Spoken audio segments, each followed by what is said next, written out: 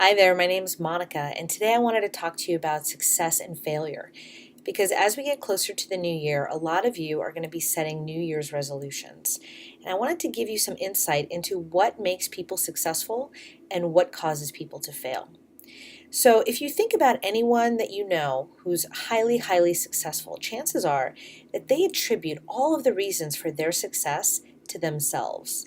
So, regardless of what it is that they're accomplishing or aiming for, people who are highly successful attribute all of their success to their intellect or to their behavior, to their choices, to their appearance, to their education, whatever it is, their success belongs to themselves.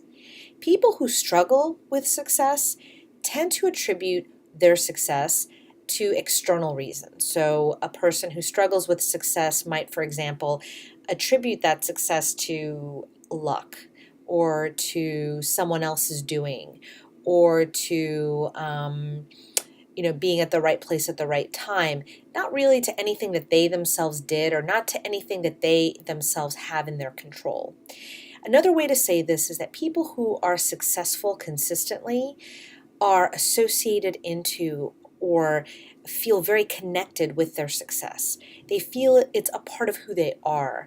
Whereas people who tend to struggle with success tend to disassociate or separate themselves from the reasons for their success, which tends to result in the perception that they fail more often than they succeed.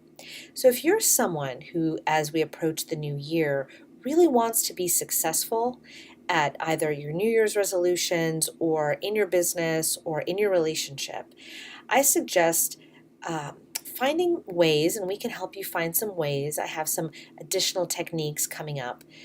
Find ways to really connect with moments of success from your past and then take those experiences of success and project them into the future so that you can see yourself as having been successful at whatever it is you're aiming to accomplish, whether it's a New Year's resolution or an improved relationship, what have you.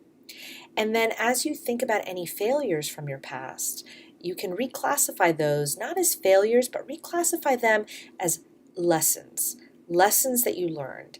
And as you identify those lessons that you've learned from your past, minimize them, separate yourself from them, shrink them down or make them black and white, whatever you need to do to really create some space between you and those lessons that you've learned from your past.